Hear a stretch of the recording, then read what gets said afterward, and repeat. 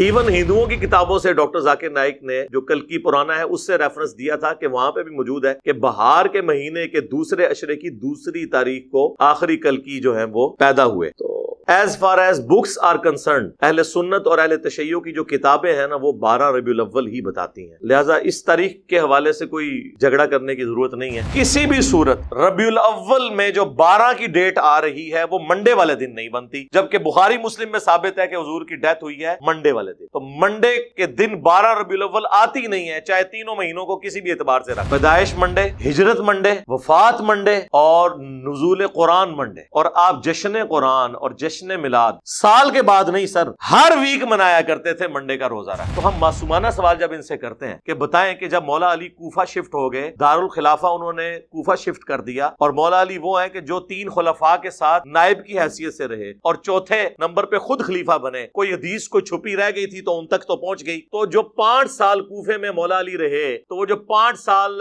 12 ربیع الاول کا دن آتا تھا اس میں جو مولا علی جلسہ کرواتے تھے کوفے کی بڑی جامع مسجد کے اندر، اس میں مہمان خصوصی کون ہوتا تھا؟ یہ آگے سے کہیں گے ہیں ایک کرتا ہے سوال جی اس طرح ہی ہوئے گا جو تسی اے کر کے ساڈے عشق نو چیلنج کرو گے، پھر اسی تے انج پوچھاں گے کہ مولا علی جو ہے وہ نعت کس سے پڑھواتے تھے کوفے کی جامع مسجد میں. تو آپ کو چہرہ لٹکا کے کہ جی اس زمانے سے کچھ نہیں سی ہوتا. تو جو کام اس زمانے میں نہیں ہوتا تھا وہ آپ شروع کر کے اور اس کی بنیاد پہ باقی تمام مکاتب فکر کو گستاخ ڈکلیئر کریں، اور جب جوڈیشری میں بات پیش ہو یعنی ہماری عدالت تو کہیں کہ نہیں جی ہم تو اس سے مستحب سمجھتے ہیں، اگر کوئی نہیں کرتا ہم اسے کوئی گستاخ نہیں کہتے. تو سر پھر آپ یہ شعر جگہ جگہ لکھ کے کیوں لگاتے ہیں؟ نثار تیری چہل پہل پر ہزاروں عیدیں اے ربیع الاول، سوائے ابلیس کے جہاں میں سبھی تو خوشیاں منا رہے ہیں. یہ مفتی احمد یار خان نعیمی صاحب جن کا مزار گجرات میں ہے، جنہوں نے جال حق کتاب لکھی ہے، ان کا یہ شعر ہے. آپ نے پوری امت کو ابلیس بنا دیا. صحابہ تابعین تبع تابعین کے مبارک دور میں جتنے مسلمان ہیں ان کو ابلیس کہہ دیا، کیونکہ وہ آپ کے طریقے پہ تو میلاد نہیں مناتے تھے. تو وہ تو وہی طریقہ تھا جو صحیح مسلم میں ہے 2750 فیہ ولدت وفیہ انزل علیہ، میں پیر کا روزہ اس لیے رکھتا ہوں کہ اس دن میں پیدا ہوا اور اس دن مجھ پر پہلی وہی نازل ہوئی. تو اسی لیے ہم عرض کرتے ہیں کہ مرنے سے پہلے اے مسلمان کر لے اس پہ غور. کتابوں کا خدا اور ہے، بابوں کا خدا اور، کتابوں کا نبی اور ہے، بابوں کا نبی اور، کتابوں کا دین اور ہے، بابوں کا دین اور. بابے بھی اسی دین، اسی رب کو، اسی پیغمبر کو مانتے ہیں، لیکن ان کوالٹیز کے ساتھ نہیں جو کتابوں میں رپورٹ ہوئی ہیں. وہ ان کوالٹیز کے ساتھ مانتے ہیں جو ان کے بابوں نے رپورٹ. تو میں نے ابن تیمیہ کی انجینئرنگ بہت پہلے کی تھی اس حوالے سے، میں آج اس کو ٹاپک کو اسکپ کرتا ہوں. ہمیں کسی کے کوئی دھوس نہ لگائے. اور بھائی جب ہم قرآن و سنت کی روشنی میں حضرت معاویہ رضی اللہ تعالیٰ عنہ، حضرت عمر بن عاص رضی اللہ تعالیٰ عنہ، حضرت مغیرہ ابن شعبہ رضی اللہ تعالیٰ عنہ سے اختلاف کر سکتے ہیں تو بابت شیعی کوئی نہیں،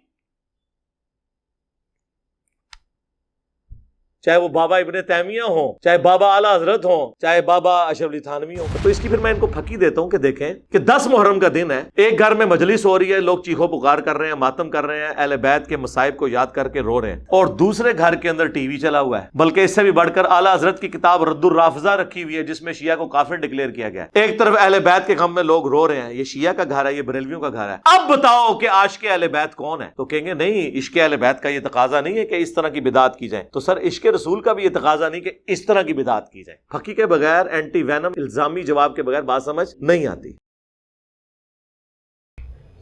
السلام علیکم ورحمۃ اللہ.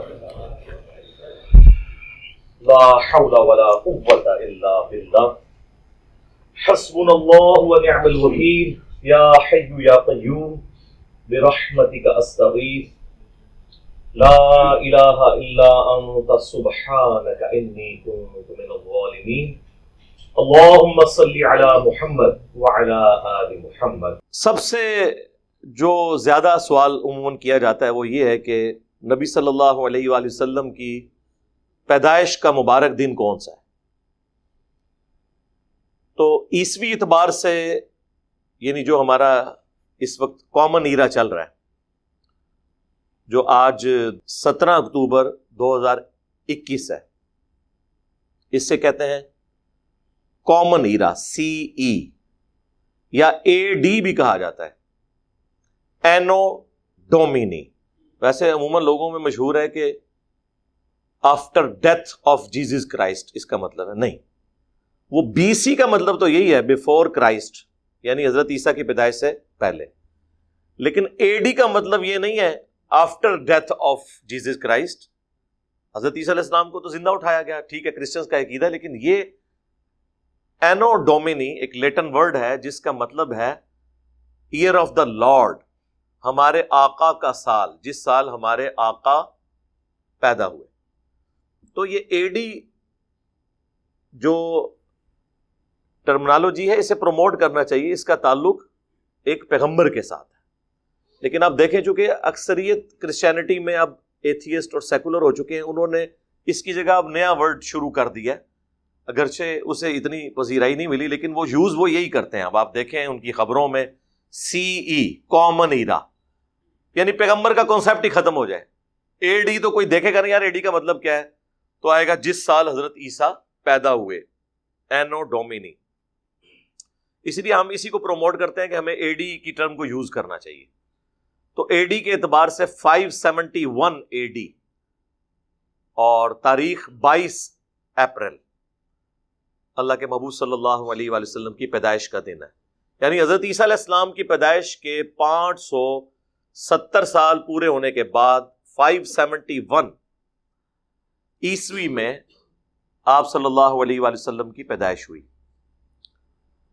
اور ڈیتھ آپ کی ہوئی 632 عیسوی کے اندر.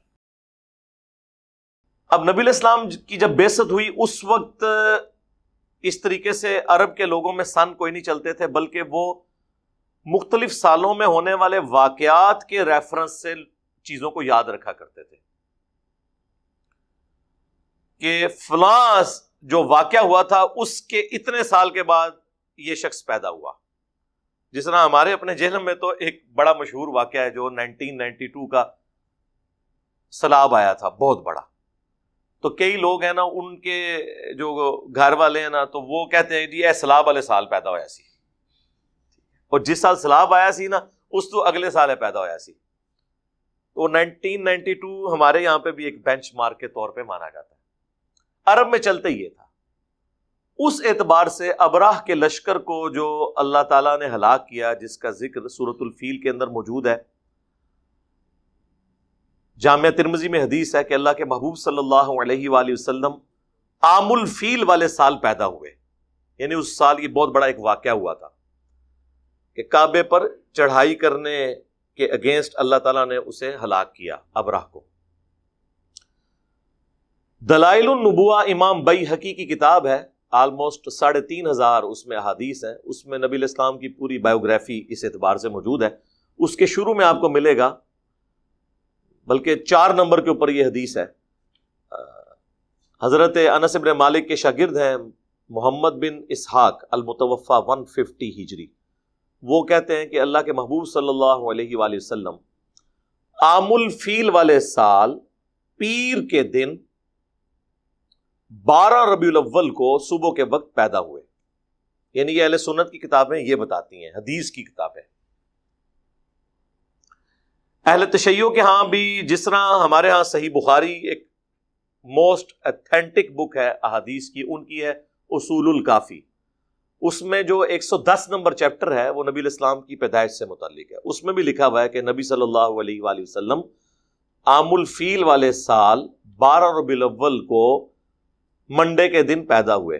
لیکن پریکٹیکلی اہل تشیع میلاد جو ہے وہ 17 ربیع الاول کو مناتے ہیں، لیکن ان کی بکس 12 ربیع الاول بتا رہی ہے.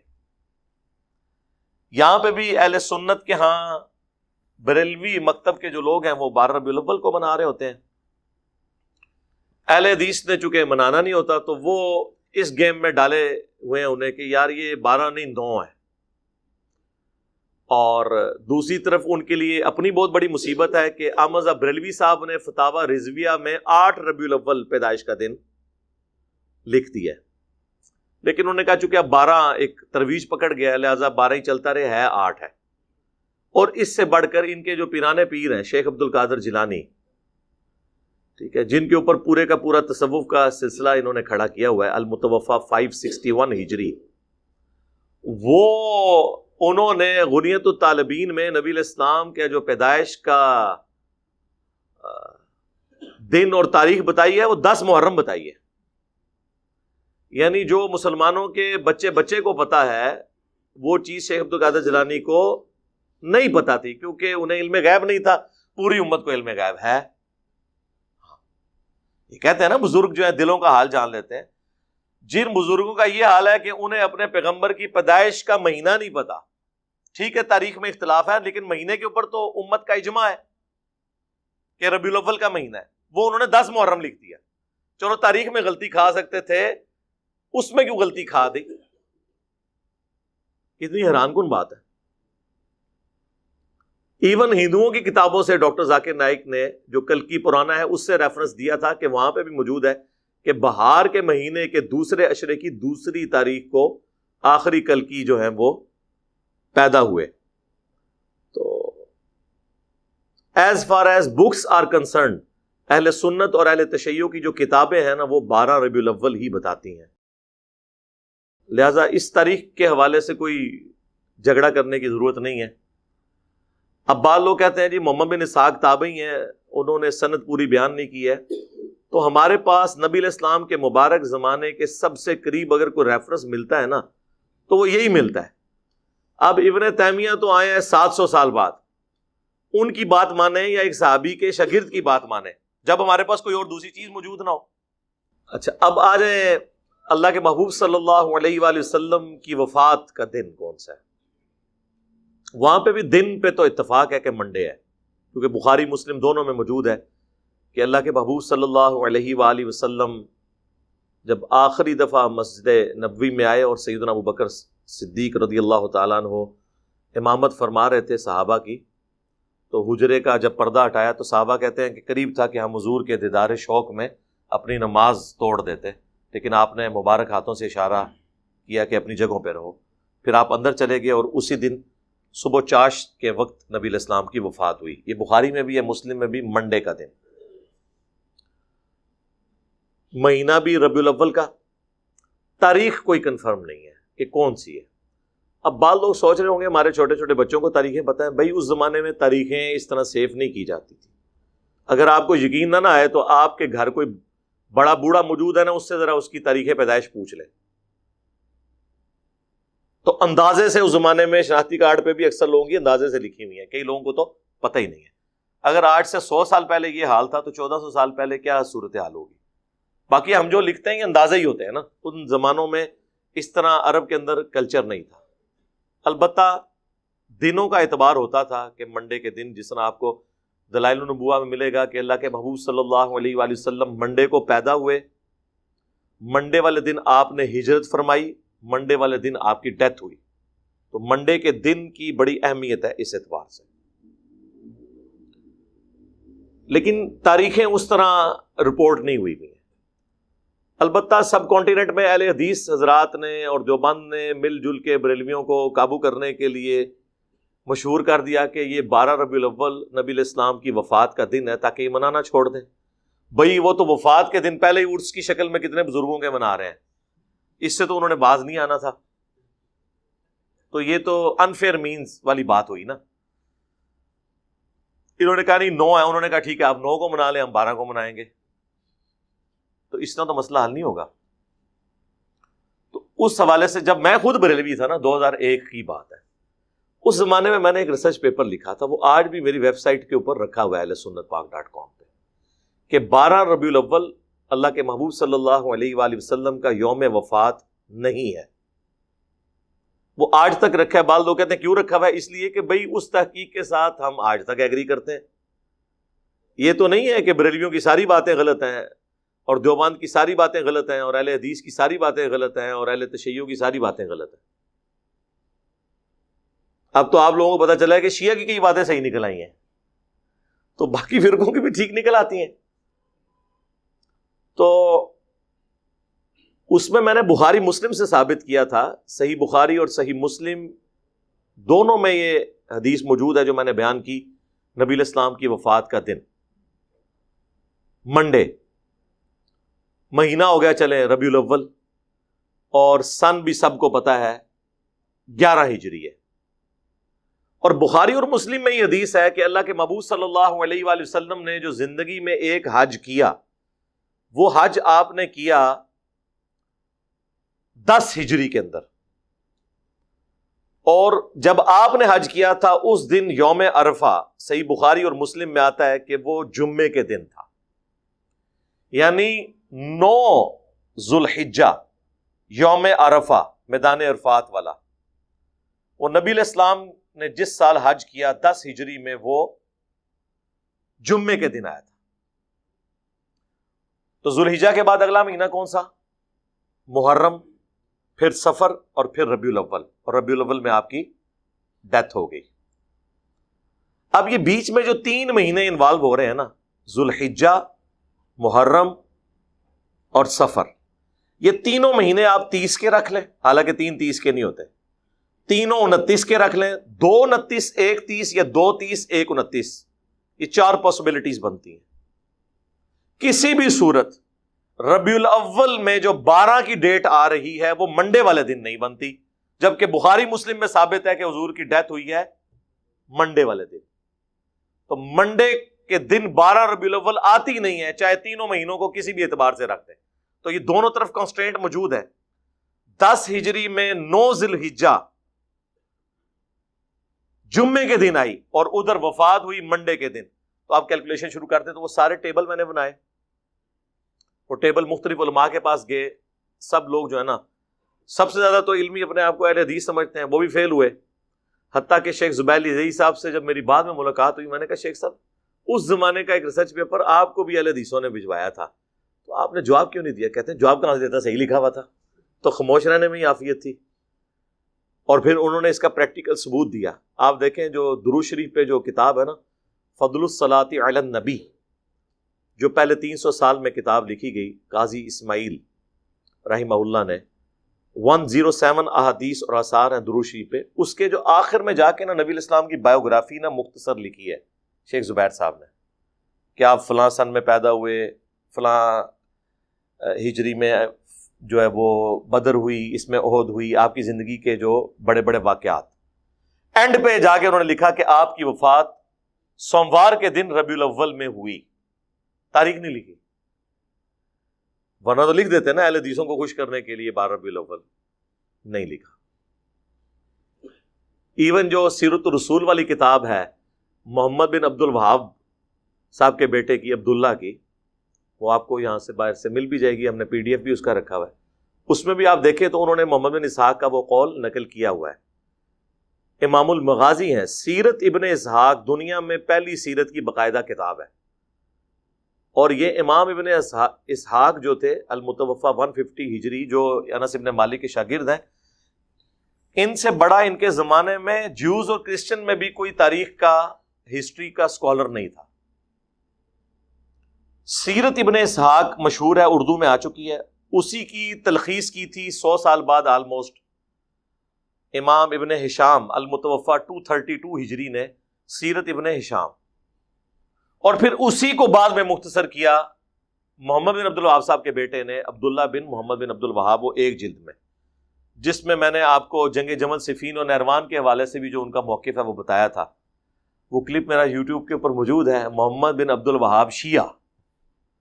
میں نے تو پھر بھی کنٹرول الفاظ میں باتیں کی ہوئی ہیں، انہوں نے تو کھل کے باتیں کی ہیں الحمدللہ۔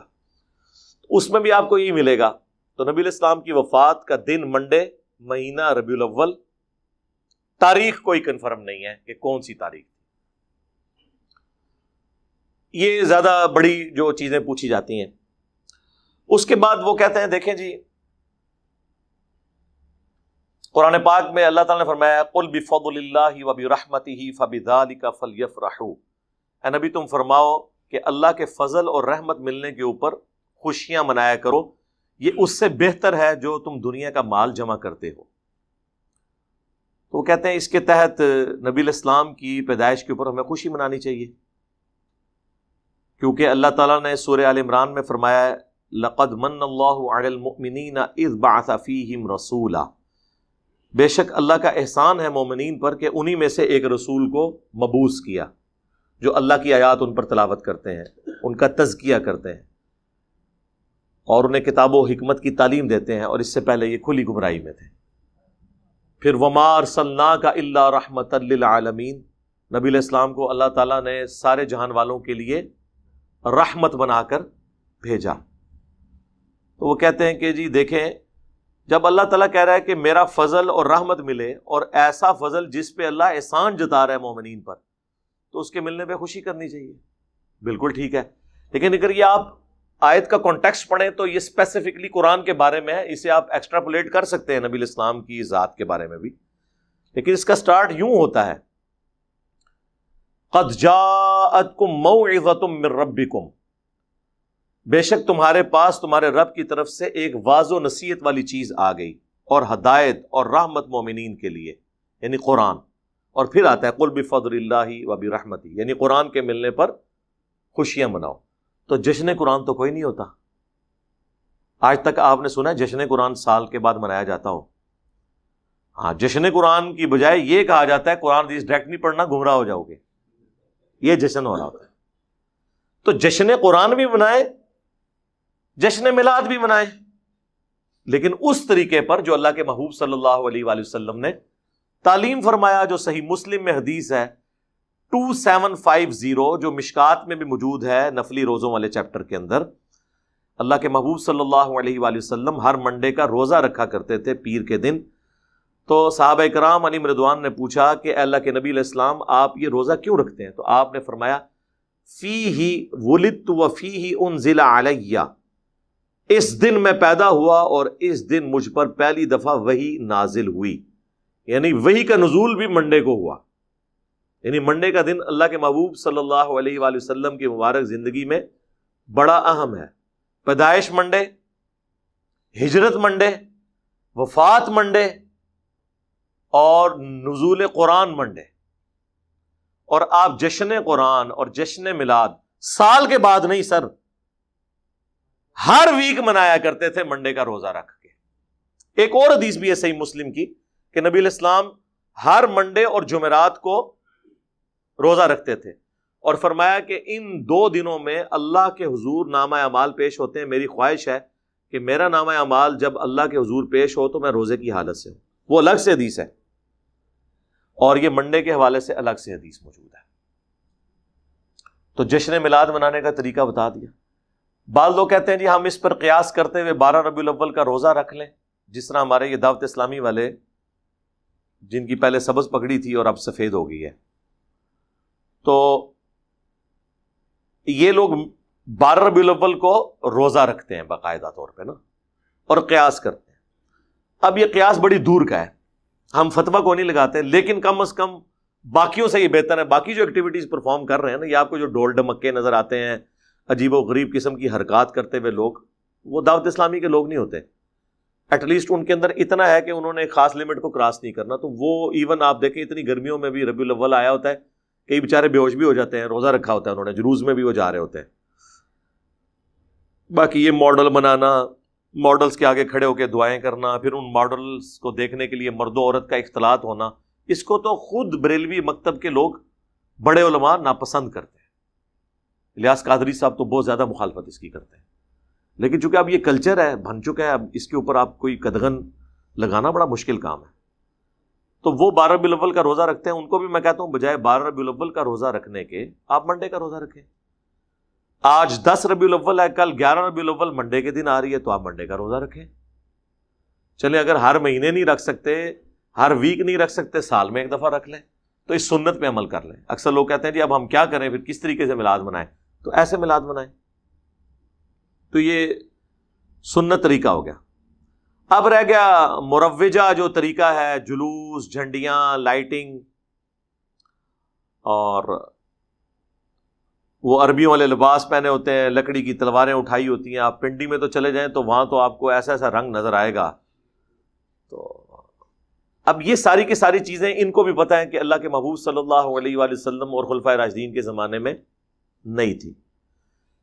لیکن وہ پھر اس کے اوپر لیم ایکسکیوز یہ دیتے ہیں کہ دیکھیں نبی الاسلام کے مبارک زمانے میں قالین بھی نہیں بچھائے جاتے تھے مساجد میں، ایئر کنڈیشن نہیں ہوتے تھے، لائٹنگ نہیں ہوتی تھی، مسجد کے محراب، مسجد کے مینار نہیں ہوتے تھے. تو یہ چیزیں بھی تو آپ نے ایکسیپٹ کی ہوئی ہیں. ان میں سے کوئی بھی چیز ہم نے دین کے طور پہ ایکسیپٹ نہیں کی ہے، دین کو سپورٹ کرنے کے اعتبار سے کی ہے. اصل دین اپنی جگہ ہے. یہ نہیں ہوا کہ لائٹنگ سے اور قالین بچھانے سے اور ایک ایئر کنڈیشن لگانے سے نماز کا طریقہ بدل گیا ہو کہ قیام کی جگہ رکوع کرنا شروع کر دیں اور رکوع کی جگہ سجدہ اور سر جو ہے وہ ہاتھ میں باندھنا شروع کر دیں. وہ اصل دین اپنی جگہ پہ ہے. آپ بھی منڈے کے دن کا روزہ رکھیں, اس روزے کو آپ کھجور سے افطار کرنا چاہتے ہیں کریں, اس کے بعد آپ نے بریانی کھانی ہے, اگرچہ بریانی کا ثبوت نبی علیہ السلام کے زمانے میں نہیں ہے تو آپ کھائیں, اے سی والے کمرے میں بیٹھ کے کھائیں, ہم آپ کو کچھ نہیں کہیں گے, کیونکہ اصل اپنی جگہ موجود ہوگی. دین کی اصل اپنی جگہ پہ ہونی چاہیے, اس کو سپورٹیو چیزیں ہو سکتی ہیں. جس طرح امام بخاری امام مسلم نے دین کی اصل کو اپنی جگہ رکھا ہے. یہ کتابیں صحابہ نے تو نہیں لکھی, لیکن انہوں نے احادیث کو جمع کیا, تو دین اصل میں اپنی جگہ پہ تھا. ہماری یہ ویڈیو بن رہی ہے, یہ دین اصلی جگہ پہ موجود ہے, یہ ایک طریقہ ہے. لوگ ہوائی جہاز پہ حج کرنے کے لیے جاتے ہیں, ایک طریقہ ہے. الیکٹرانک کاؤنٹر کے اوپر تسبیحات کو شمار کرنا, یہ ایک طریقہ ہے. لیکن تسبیحات وہی ہیں جو نبی علیہ السلام نے تعلیم فرمائی, اور اس کی اصل ہے وہ حدیث صحیح مسلم کی کہ جس نے اسلام میں اچھی سنت کو جاری کیا, جتنے لوگ اس پر عمل کریں گے اس کا ثواب اسے ملے گا, اور عمل کرنے والوں کے اپنے ثواب میں بھی کمی نہیں ہوگی. اور جس نے اسلام میں بری سنت کو جاری کیا, جتنے لوگ اس پہ چلیں گے اس کا وبال سب کا جمع کر کے اس شخص پہ ہوگا, اور ان کا اپنا وبال بھی کم نہیں ہوگا. یہ بدعت حسنہ اور سنت حسنہ کا فرق آپ سمجھ لیں. یہ سنت حسنہ ہے, بدعت حسنہ نہیں ہے. پھر سے کوئی پوچھے نا کہ بری بدعت کون سی ہے, پھر کہتے ہیں جو بھی ہم بدعت ذکر کریں کہتے ہیں یہ اچھی بدعت ہے. ہم کہتے ہیں بری بدعت, اللہ کے فضل سے آج تک کوئی بری بدعت کی مثال دے نہیں سکا. وہ مثالیں وہ چیزوں کی دیں گے جو آلریڈی اسلام میں حرام ہے. وہ کہتے ہیں جی بری بدعت یہ ہے کہ عورتیں بے پردہ ہو کے میلاد کے جلوس میں آ جائیں. تو یہ بدعت تو نہیں میرے بھائی, عورتوں کا بے پردہ ہونا ویسے ہی منع ہے. جو آلریڈی شریعت میں کام منع ہے ان کو کوئی پرفارم کرتا ہے, اس کو آپ بدعت تو نہیں کہیں گے, وہ تو حرام کام ہے. تو ان کو مثال کوئی نہیں ملتی.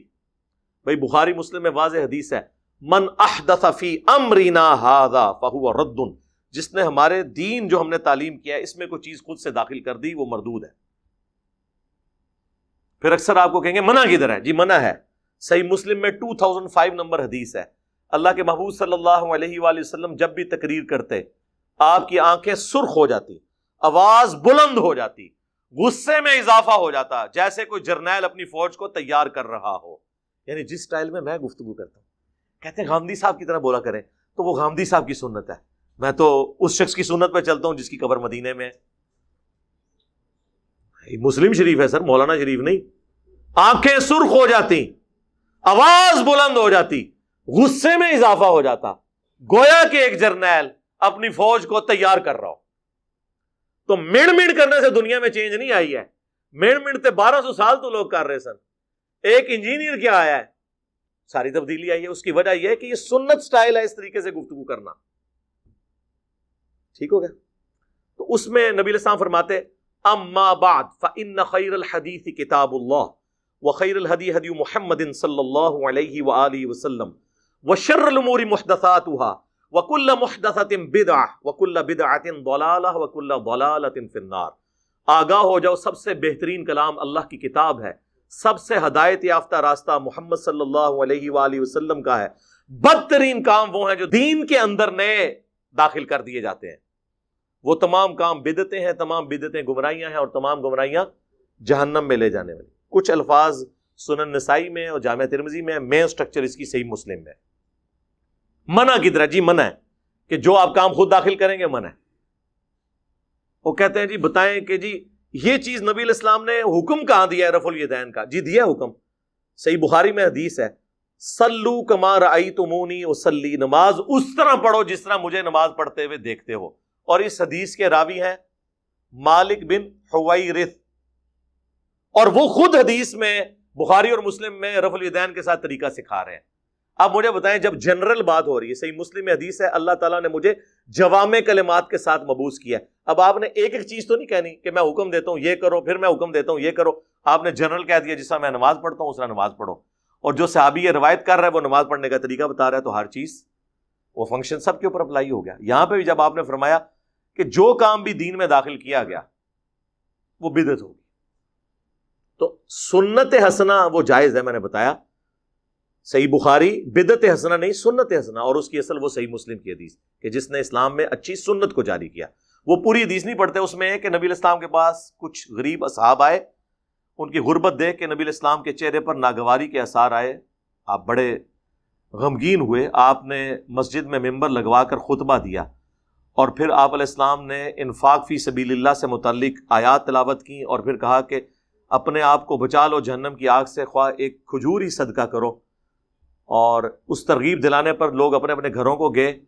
ایک انصاری گھر گئے، انہوں نے ایک بہت بڑے بورے کے اندر، بزرگوں کی کتابیں نہیں، اپنے گھر کا سامان اس میں جمع کیا، اور وہ صحابہ کہتے ہیں بڑی مشکل سے وہ گھسٹتے ہوئے مسجد میں آ کے اس مسجد کے سین میں جب انہوں نے بورا رکھا نا، باقی لوگ اتنے امپریس ہوئے کہ یار یہ تو بندہ ایک بالکل لوور مڈل کلاس کا بندہ اور اتنا سامان اٹھا کے لے آیا. تو سب کو ہمت ہوئی، سب اپنے گھروں میں گئے، حتیٰ کہ صحیح مسلم کے الفاظ ہیں نبی علیہ السلام کا مبارک چہرہ جو ہے وہ سونے کی طرح اور سورج کی طرح چمکنا شروع ہو گیا خوشی سے، جو تھوڑی دیر پہلے اتنی ناگواری تھی کہ یار یہ لوگ اتنا انفاق کر رہے ہیں. وہاں پھر آپ نے فرمایا جس نے اسلام میں اچھا طریقہ جاری کیا، یعنی کس نے؟ اس انصاری صحابی نے جو بارش کا پہلا قطرہ بنا. لہذا امام مالک بارش کا پہلا قطرہ بنے کہ انہوں نے الموطا امام مالک ایک باقاعدہ حدیث کی کتاب لکھی. شاہ ولی اللہ دہلوی بارش کا پہلا قطرہ بنے کہ انہوں نے قرآن کو ٹرانسلیٹ کیا فارسی زبان کے اندر. تو اس طریقے سے جو بھی اپنے اپنے زمانے میں یہ کام کرتا ہے اس کے لیے وہ اجر ہے. تو یہ دو چیزوں کو مکس کر دیتے ہیں. بدعت حسنہ اور چیز ہے، سنت حسنہ اور چیز ہے. تو بدعت حسنہ کوئی چیز نہیں ہوتی ہے، بدعت ہی ہوتی ہے. حسنہ اور سیئہ کا فرق سنت کے اعتبار سے، طریقے کے اعتبار سے. تو یہ بھی اکثر لوگ چونکہ پوچھ رہے ہوتے ہیں اس لیے میں نے اس کو ساتھ بریف کر دیا. تو وہ بعض اوقات دو پھر مثال دیتے ہیں، جی آپ اقبال ڈے بناتے ہیں، قائد اعظم ڈے مناتے ہیں، اپنے بچوں کے برتھ ڈے مناتے ہیں، تو نبی کا برتھ ڈے مناتے ہوئے آپ کو تکلیف ہوتی ہے. نہیں جناب، ایسا نہیں ہے. رسول اللہ صلی اللہ علیہ وآلہ وسلم چونکہ ایک ریلیجس پرسنالٹی ہیں، آپ کے ساتھ کوئی ایسا عقیدہ منسوب نہیں کیا جائے گا جو آپ کی اجازت کے بغیر ہو رہا ہوگا، کیونکہ وہ پھر وہ دین بن جائے گا. ڈاکٹر اقبال یا محمد علی جناح یا اور پرسنالٹیز، ان کو ہم اپنے پولیٹیکل لیڈرز کے طور پر لے رہے ہوتے ہیں، مذہبی پیشوا کے طور پہ تو نہیں لے رہے ہوتے. تو نبی علیہ السلام کی پرسنالٹی تو ایک سینسٹیو ایشو ہے نا کہ ہم ان کے ساتھ کوئی چیز ریلیٹ کریں. اور پھر اگر آپ علیہ السلام کے ساتھ کوئی چیز ایسی ریلیٹ کر رہی ہے تو سب سے زیادہ سمجھدار اور عاشقان رسول کون ہے؟ صحابہ اور اہل بیت، اور ان میں بھی سب سے بڑھ کر خلفائے راشدین، جن کے بارے میں جامعہ ترمذی میں، سنن نبی داؤد میں حدیث موجود ہے، میرے بعد تم دین میں نئی نئی بدعتیں دیکھو گے، ان سے بچنا. علیکم بسنتی و سنت الخلفاء الراشدین المہدیین، تم پر میری سنت اور میرے خلفائے راشدین ہدایت یافتہ کی سنت لازم ہے. تو ہم معصومانہ سوال جب ان سے کرتے ہیں کہ بتائیں کہ جب مولا علی کوفہ شفٹ ہو گئے، دارالخلافہ انہوں نے کوفہ شفٹ کر دیا، اور مولا علی وہ ہیں کہ جو 3 خلفاء کے ساتھ نائب کی حیثیت سے رہے اور چوتھے نمبر پہ خود خلیفہ بنے. کوئی حدیث کوئی چھپی رہ گئی تھی تو ان تک تو پہنچ گئی. تو جو 5 سال کوفے میں مولا علی رہے، تو وہ جو 5 سال 12 ربیع الاول کا دن آتا تھا، اس میں جو مولا علی جلسہ کرواتے تھے کوفے کی بڑی جامع مسجد کے اندر، اس میں مہمان خصوصی کون ہوتا تھا؟ یہ آگے سے کہیں گے ہیں ایک کرتا ہے سوال، جی اس طرح ہی ہوئے گا جو تسی کر کے ساڈے عشق نو چیلنج کرو گے، پھر اسی تے انج ہی پوچھاں گے کہ مولا علی جو ہے وہ نعت کس سے پڑھواتے تھے کوفے کی جامع مسجد میں، تو آپ کو چہرہ لٹکا کے کہ جی اس زمانے سے کچھ نہیں سے ہوتا. تو جو کام اس زمانے میں نہیں ہوتا تھا وہ آپ شروع کر کے اور اس کی بنیاد پہ باقی تمام مکاتب فکر کو گستاخ ڈکلیئر کریں، اور جب جوڈیشری میں بات پیش ہو یعنی ہماری عدالت میں، تو کہیں کہ نہیں جی ہم تو اس سے مستحب سمجھتے ہیں، اگر کوئی نہیں کرتا ہم اسے کوئی گستاخ نہیں کہتے. تو سر پھر آپ یہ شعر جگہ جگہ لکھ کے کیوں لگاتے ہیں؟ نثار تیری چہل پہل پر ہزاروں عیدیں اے ربیع الاول، سوائے ابلیس کے جہاں میں سبھی تو خوشیاں منا رہے ہیں. یہ مفتی احمد یار خان نعیمی صاحب جن کا مزار گجرات میں ہے، جنہوں نے جال حق کتاب لکھی ہے، ان کا یہ شعر ہے. آپ نے پوری امت کو ابلیس بنا دیا. صحابہ تابعین تبع تابعین کے مبارک دور میں جتنے مسلمان ہیں ان کو ابلیس کہہ دیا، کیونکہ وہ آپ کے طریقے پہ تو میلاد نہیں مناتے تھے. تو وہ تو وہی طریقہ تھا جو صحیح مسلم میں ہے 2750، فیہ ولدت وفیہ انزل علیہ، میں پیر کا روزہ اس لیے رکھتا ہوں کہ اس دن میں پیدا ہوا اور اس دن مجھ پر پہلی وہی نازل ہوئی.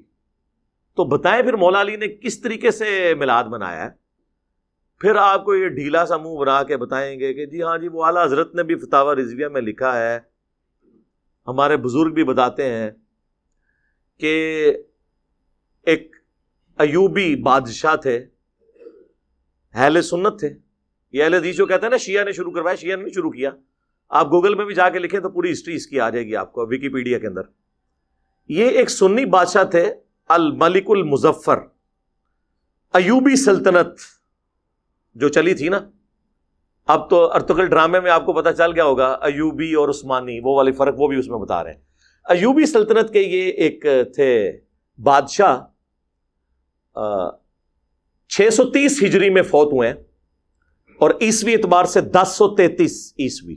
آج چل رہا ہے یہ 2021، تو آلموسٹ آپ سمجھ لیں 1000 سال پہلے کی بات ہے.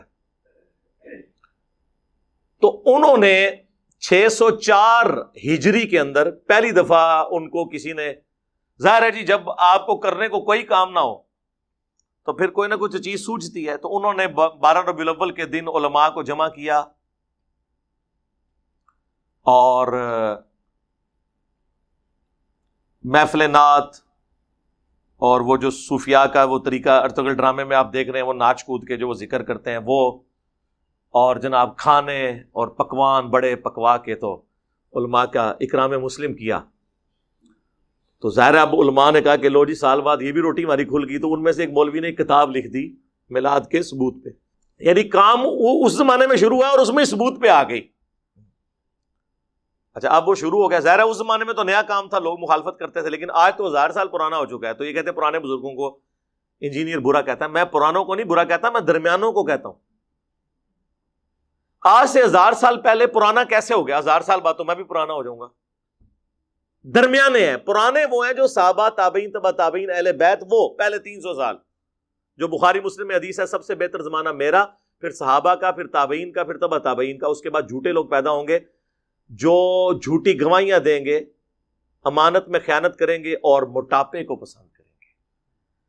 کپڑے ان کے سنت کے مطابق ہوں گے، پیٹ منافقین والا ہوگا. جی سورہ محمد میں آئے یہ ایسے کھاتے ہیں جس طرح جانور کھاتے ہیں، اور سورۃ المنافقون میں آیا نبی ان کے جسموں کو دیکھو تمہیں تعجب میں ڈال دے. یقین کریں واقعی میں ان کو صوفوں میں بیٹھے ہوئے دیکھتا ہوں نا، آدھا پیٹ اس طرف لٹکا ہوا ہے، آدھا اس طرف، اتنے بڑے فل سائز، اس میں بڑی مشکل سے سفید کپڑوں میں ان کے موٹے پیٹ چھپ جاتے ہیں. کسی کو بیماری ہو علیحدہ بات ہے، لیکن سارے تو نہیں بیمار ہو گئے. یار تارج میر صاحب بھی ہیں نا، ان کا تو پیٹ نہیں نکلا ہوا. تو یہ کیا ہوا کہ جو بھی عالم بنتا ہے تو بیمار ہو جاتا ہے پیٹ کے اعتبار سے، کھاتے ہی بہت ہے زیادہ تر. تو وہ روٹی روزی ان کی کھل گئی اور وہ پھر سلسلہ ایسا شروع ہوا. پھر جلتی پہ تیل کا کام کیا سلطنت عثمانیہ نے، یہ ارطغرل صاحب کی اولاد نے. انہوں نے 1588 عیسوی کے اندر، آج سے آلموسٹ آپ سمجھ لیں 600 سال پہلے یا 500 سال پہلے کہہ لیں، انہوں نے سلطنت عثمانیہ جو 3 براعظموں میں پھیلی ہوئی تھی، سرکاری سطح کے اوپر 12 ربیع الاول کی چھٹی ڈکلیئر کر دی. وہاں سے پھر اسے اور تقویت مل گئی اور وہ سلسلہ اب تک چلتا آیا. اور اسی کی باقیات یہ ہیں کہ پاکستان میں پھر 12 ربیع الاول کی چھٹی ہوئی اور یہ سارے کے سارے معاملات اس طریقے سے چلے. یہ اس کی پوری ہسٹری ہے جس کا تعلق صحابہ، تابعین، تبع تابعین، بعد کے لوگوں، پہلے آپ سمجھ لیں 600 سال کے لوگوں کے ساتھ اس کا کوئی تعلق نہیں ہے.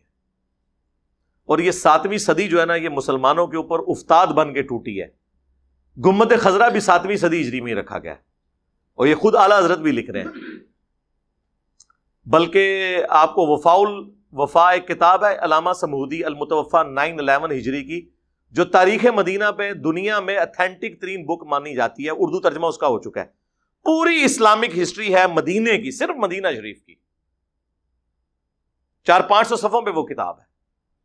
اس میں گنبد خضرا کی ہسٹری لکھی ہے کہ 678 ہجری میں نبی الاسلام کی وفات کے 650 سال کے بعد یہ لکڑی کا گنبد لا کے قبر رسول کے اوپر رکھا گیا ایک فاطمی بادشاہ نے. اور جب رکھا گیا، جس وزیر نے مشورہ دیا تھا، لوگوں نے اس کے لیے بددعائیں کی، حتیٰ کہ اسے معزول کر دیا گیا اور لوگوں نے کہا کہ اسے سزا ملی ہے اس کام کی جو اس نے یہ الٹا مشورہ دیا تھا. آج سعودی حکومت کی جرت نہیں کہ اس گنبد کو ہٹا سکے. شیخ البانی آخری وقت تک سعودی حکومت کے خلاف رہے اس مسئلے میں. شیخ البانی کو انہوں نے سعودیہ سے نکال دیا. انہوں نے کہا یار یہ تم نے کیا جواز پرووائڈ کیا ہوا ہے. لوگ کہتے ہیں جی آپ گنبد ہٹا دیں گے تو قبر مبارک ننگی ہو جائے گی. نعوذ باللہ. قبر مبارک تو حجرے سیدہ عائشہ میں ہے سلام اللہ علیہا, وہ ننگی نہیں ہوگی نا, وہ پہلے ننگی تھی. گنبد ہٹانے سے کوئی فرق نہیں پڑنا. لیکن پوری دنیا میں جواز اس کو بنایا ہوا انہوں نے, اس چیز کو جو 650 سال کے بعد ہوئی ہے. صحابہ کرام سونے کا گنبد رکھ دیتے, لیکن صحیح مسلم کی حدیث, میں تمہیں منع کرتا ہوں قبروں پہ عمارتیں مت بناؤ, قبروں کو پکا مت کرو, اور قبروں پہ مت بیٹھو, نہ مجاور بن کے بیٹھنا نہ فزیکلی بیٹھنا. ورنہ صحابہ کے دور میں قبۃ الصخرہ, ڈوم آف دا راک, یروشلم میں اس چٹان پہ جس چٹان سے نبی الاسلام معراج کے لیے تشریف لے گئے, عبد الملک بن مروان کے دور میں, یہ آلموسٹ آپ سمجھ لیں 78 ہجری کے اراؤنڈ اباؤٹ یہ گنبد بنایا انہوں نے.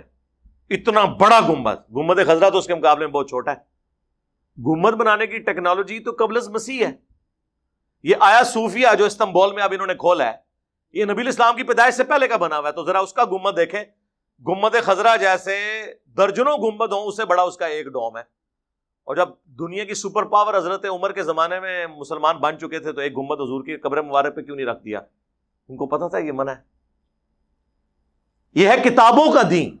تو اسی لیے ہم عرض کرتے ہیں کہ مرنے سے پہلے اے مسلمان کر لے اس پہ غور. کتابوں کا خدا اور ہے, بابوں کا خدا اور. کتابوں کا نبی اور ہے, بابوں کا نبی اور. کتابوں کا دین اور ہے, بابوں کا دین اور. بابے بھی اسی دین, اسی رب کو, اسی پیغمبر کو مانتے ہیں, لیکن ان کوالٹیز کے ساتھ نہیں جو کتابوں میں رپورٹ ہوئی ہیں. وہ ان کوالٹیز کے ساتھ مانتے ہیں جو ان کے بابوں نے رپورٹ کی. اب ہم تو پیار محبت سے سمجھا ہی سکتے ہیں, غصہ نہیں کسی پہ کھا سکتے. ان چیزوں کو لوگ پھر جذبات کے ساتھ جوڑ لیتے ہیں. تو یہ مروجہ ساری چیزیں جو ہے نا, یہ اس طریقے سے ہیں. جو چیزیں بعد میں شروع ہوئی ہیں اس کے اوپر کسی کے اوپر قدغن لگانا. باقی اس کو میں مانتا ہوں کہ اس پہ اجماع امت ہو چکا ہے. المستدرک للحاکم میں حدیث ہے, میری امت کبھی بھی گمراہی پہ جمع نہیں ہوگی, جماعت پہ اللہ کا ہاتھ ہے. المعجم الکبیر طبرانی میں بھی یہ حدیث موجود ہے کہ پوری امت جب کسی بات پہ متفق ہوگی تو وہ اللہ کی مرضی سے ہوگی. یہ امت گمراہ نہیں ہوگی. ہاں اگر کسی ایک گروہ کی مخالفت آ جاتی ہے پھر وہ اجماع امت نہیں ہوگا. یہاں تک اجماع ہو چکا ہے کہ ربیع الاول کے مہینے میں نبی الاسلام سے متعلق پوری دنیا کے اندر سیمینارز, پروگرام کیے جاتے ہیں. ایون وہ آپ دیکھیں یہاں پہ اہل حدیث بھی امام الانبیاء کانفرنس کر رہے ہیں, دیوبندی سیرت النبی کانفرنس کر رہے ہیں, بریلوی میلاد مصطفیٰ کانفرنس کر رہے ہیں, اہل تشیع بھی کر رہے ہیں. پروگرام نبی الاسلام کی سیرت کو, آپ کی صورت کو, آپ کے معجزات کو ذکر کرنا, آپ علیہ السلام کی شخصیت کی کوالٹیز کو ذکر کرنا. اس مہینے کے اندر جمعے کے خطبوں میں تمام مکاتب فکر کے لوگ یہ ساری چیزیں کرتے ہیں.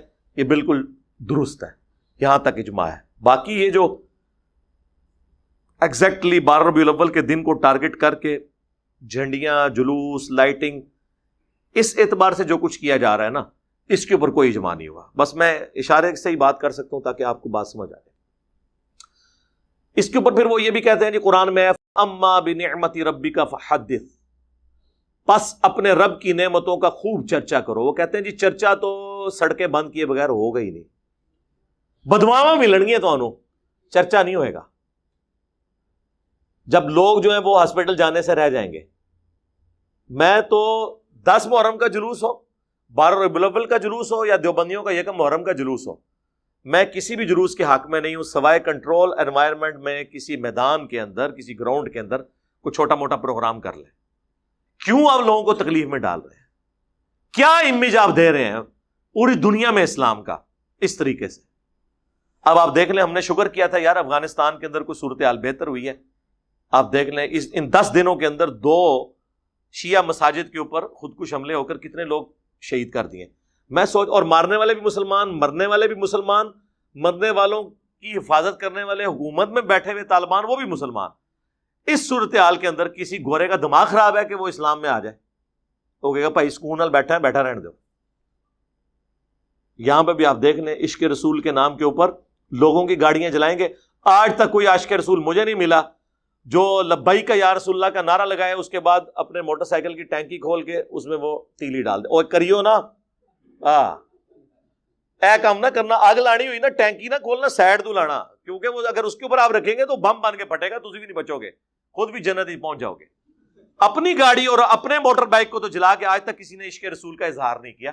لوگوں کی گاڑیاں, اے ٹی ایم مشینیں توڑ کے اس سے عشق رسول کا اظہار کر رہے ہیں. تو اظہار کا طریقہ نبی علیہ السلام نے بتا دیا. 2750 فیہ ولدت وفیہ انزل علیہ, میں پیر کا روزہ اس لیے رکھتا ہوں, اس دن میں پیدا ہوا, اس دن مجھ پہ پہلی وحی نازل ہوئی. پھر وہ کہتے ہیں کہ دیکھیں جی صحیح بخاری میں ایک حدیث موجود ہے کہ ابو لہب کی ایک لونڈی تھی سویبہ. ویسے اردو میں ہم صوبیہ بولتے ہیں, یہ لفظ سویبہ ہے. جیسے ہم سلیم لفظ اردو میں بولتے ہیں, یہ لفظ ہے سلیم. تو کہتے ہیں وہ جو لونڈی تھی نا, جس نے نبی علیہ السلام کو دودھ بھی پلایا بچپن میں,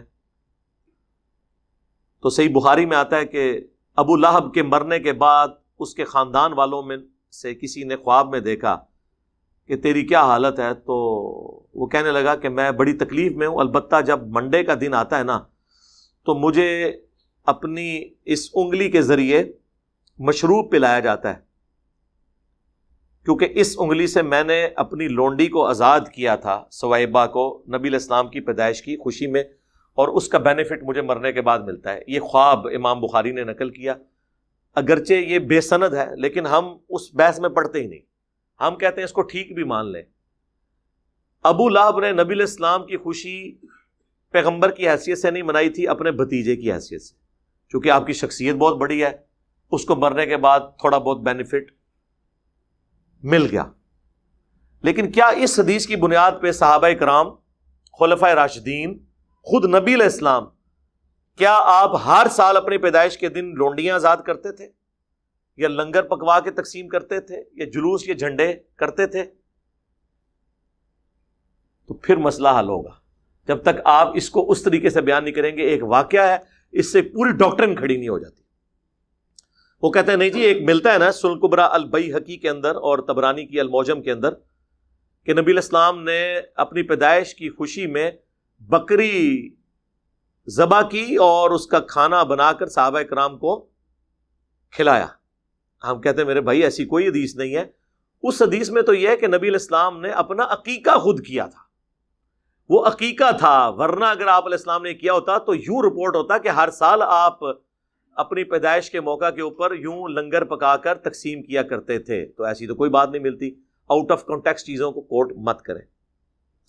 پھر کہتے ہیں دیکھیں جی, ہجرت مدینہ جب ہوئی, اللہ کے محبوب صلی اللہ علیہ وآلہ وسلم جب مدینہ شریف آئے تو بنو نجار کی بچیوں نے مدینہ شریف کی چھتوں پر کھڑے ہو کر, یہ صحیح مسلم میں موجود ہے تفصیل, یا محمد یا رسول اللہ کا نعرہ لگایا اور حضور علیہ السلام کو ویلکم کیا. طلع البدر علینا, وہ جو کلام بھی آپ کو ملتا ہے. وہ کہتے ہیں یہ بات ثبوت ہے کہ نبی علیہ السلام کی پیدائش کی خوشی منانی چاہیے, کیونکہ نبی علیہ السلام جب ہجرت کر کے آئے تو وہاں کی بچیوں نے خوشی منائی. یار وہ تو ایک ایونٹ تھا, اس کو سیلیبریٹ کیا. یہ تو نہیں ہے کہ ہر سال جب ہجرت کا دن آتا تھا یا میلاد کا دن آتا تھا تو وہ بچیاں یوں چھتوں پہ چڑھ کے تو یہ پڑھتی تھیں. وہ ایک ایونٹ تھا. وہ تو آج نبی علیہ السلام تشریف لے آئے تو ہمارا تو شاید اس سے بھی بڑھ کر والہانہ ایٹیچیوڈ ہو نبی علیہ السلام کو ویلکم کرنے میں. تو یہ آپ معاملات کو دیکھیں. نبی علیہ السلام کی مبارک زندگی کے جو واقعات ہیں ان کو آپ آج کے دور میں اس طریقے سے اکثر چیزوں کو پریزنٹ نہیں کر سکتے. اس پہ میں ایک جملہ بولا کرتا ہوں, اور یہ صدیوں کا آپ سمجھ لیں ایک اختلاف ہے جسے میں نے ایک جملے میں جمع کر دیا, کہ رسول اللہ صلی اللہ علیہ وآلہ وسلم کی مبارک زندگی میں صحابہ کرام کی جو عقیدت تھی اللہ کے محبوب کے ساتھ صلی اللہ علیہ وآلہ وسلم, وہ عقیدت آج اگر آپ نے کسی میں دیکھنی ہے تو وہ بریلوی مکتب کے لوگ ہیں. لیکن نبی علیہ السلام کی وفات کے بعد صحابہ کرام کی جو حضور کے ساتھ عقیدت تھی وہ آپ نے اگر دیکھنی ہے تو وہ اہل حدیث کے اندر ہے.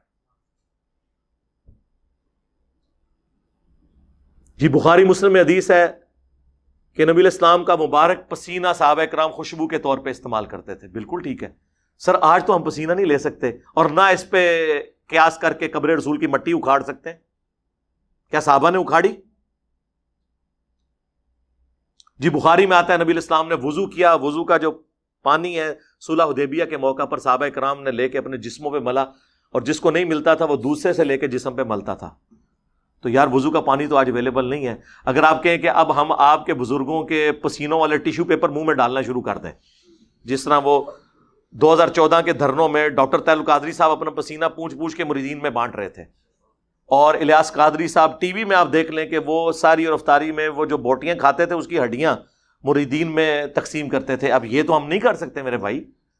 آپ نے ان کو پیغمبر بنا لیا ہے کہ حضرت ابوبکر، عمر، عثمان و علی رضی اللہ عنہم اجمعین وعلیہم السلام اجمعین اپنی عزت اس طرح کرواتے تھے؟ انہوں نے تو سوچا بھی نہیں تھا. صحیح بخاری میں آتا ہے نبی علیہ السلام نے حجۃ الوداع کے موقع پر اپنے بال منڈوا کر صحابہ کرام میں تبرکن تقسیم کیے. صحیح بخاری کے اندر ہی موجود ہے. انس بن مالک کہتے ہیں حضور کا ایک بال میرے پاس ہونا دنیا اور جو کچھ دنیا کے اندر ہے اس سے بڑھ کر مجھے محبوب ہے.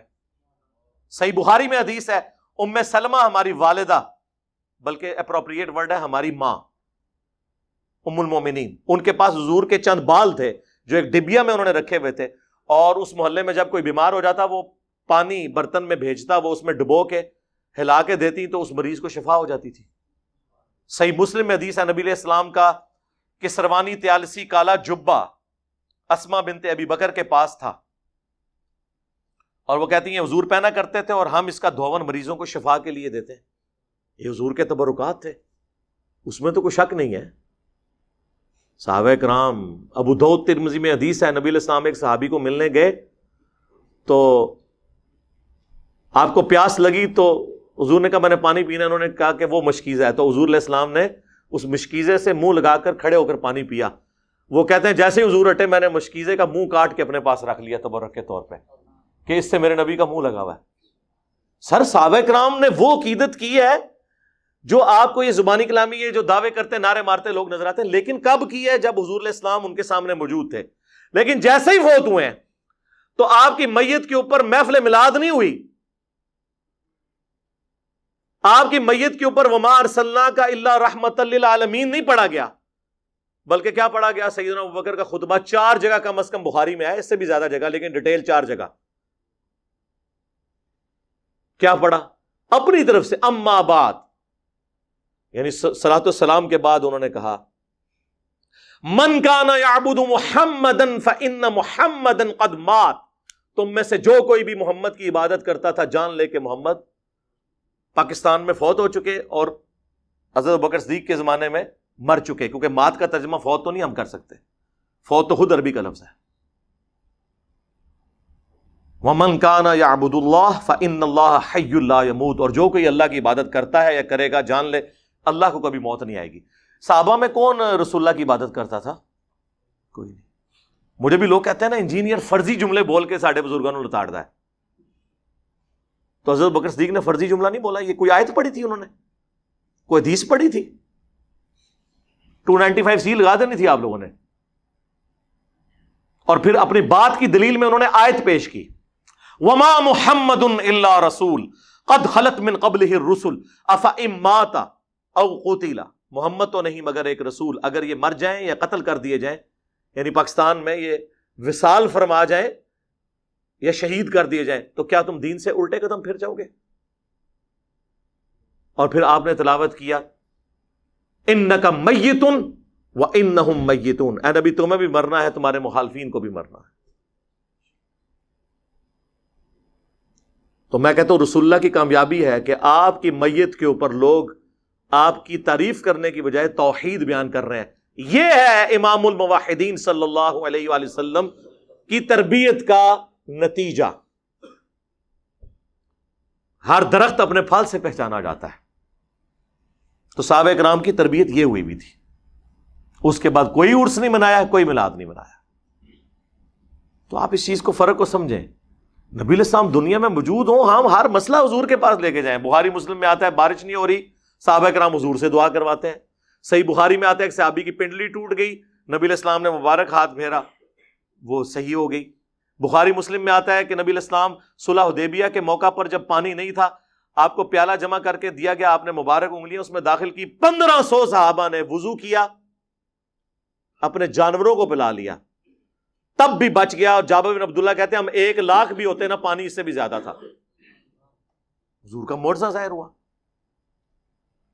تو آج اگر حضور موجود ہو ہم، اور یہ میرا اپنا عقیدہ نہیں ہے، یہ حضرت عمر کا عقیدہ ہے، 1010 نمبر حدیث صحیح بخاری میں، انا کننا نتوسل الیک بنبینا صلی اللہ علیہ وآلہ وسلم، اے اللہ پہلے ہم تیرے نبی کو تیری بارگاہ میں پیش کیا کرتے تھے توسل کے طور پر، اب ہم تیرے نبی کے چچا کو لے کے آئے ہیں، تو ان کی دعا کی برکت سے بارش نازل فرما، تو بارش نازل ہو جاتی. قبر رسول پہ تو نہیں گئے. حالانکہ صحیح مسلم میں موجود ہے کہ ایک دفعہ سفر کے دوران جب اسی طریقے سے کھانے پینے کا مسئلہ بنا تو سیدنا عمر نے حضور سے کہا یا رسول اللہ آپ کو ہم تھوڑا سا جمع کر دیتے ہیں، آپ اس پہ برکت کی دعا فرمائیں. تو بڑی مشکل سے آدھا پیالہ جمع ہوا، حضور نے اس پہ برکت اپنی مبارک ہاتھ ڈالا تو سب لوگوں کو کفایت کر گیا. تو حضرت عمر یہ بھول گئے تھے، قبر رسول پہ جاتے کہتے یا رسول اللہ اپنا ہاتھ باہر نکالیں. آپ نے 500 سال بعد تو شیخ احمد رفاعی کے لیے نکالنا ہی ہے. شیخ زکریا کاندلوی نے فضائل حاج میں نقل کیا اور فضائل سنت میں الیاس قادری صاحب نے. تو میرے تو گھوڑوں کے قدموں کی خاک کو وہ لوگ نہیں پہنچ سکتے، تو یا رسول اللہ آپ اپنا ہاتھ مبارک باہر نکالیں. نہ اس زمانے سے عقیدے یہ گلاں نہیں سن ہوندیاں، پرانیاں گلاں، پرانے عقیدے، پرانے بابے تے شاہی کوئی نہیں. حضرت عمر کے مقابلے میں، میرے مقابلے میں نہیں. تو حضرت عمر کے لیے تو کوئی نہیں نکلی. تو مثالیں تو ہم نے وہاں سے ہی دینے. بھائی حضرت عمر کے لیے اگر ہاتھ نہیں نکلا تو بابے تے شاہی کوئی نہیں. جھوٹے واقعات. تو نبی علیہ السلام کی مبارک زندگی میں آپ کے ساتھ جو معاملات تھے وہ وفات کے بعد اس طریقے سے نہیں ہو سکتے. ورنہ تو میں نے کئی دفعہ کہا ہے کہ آپ لوگ جڑے بنو، اکد مولوی دی لت پنو، روزہ شریف پہ ہم اسے لے جاتے ہیں، ٹھیک کروائیں. اور یار جب سقیفہ بنی ساعدہ کا ایشو ہوا، بخاری مسلم میں آتا ہے نبی علیہ السلام کی وفات کے بعد 6 مہینے تک مولا علی نے سیدنا ابوبکر کی بیعت نہیں کی. اس دوران کسی کو یہ وہم بھی نہیں آیا کہ جا کے قبر رسول سے جا کے پوچھ لیتے ہیں کہ آپ کا خلیفہ کون ہے آپ کے بعد. اس زمانے میں عقیدے نہیں ہوتے تھے.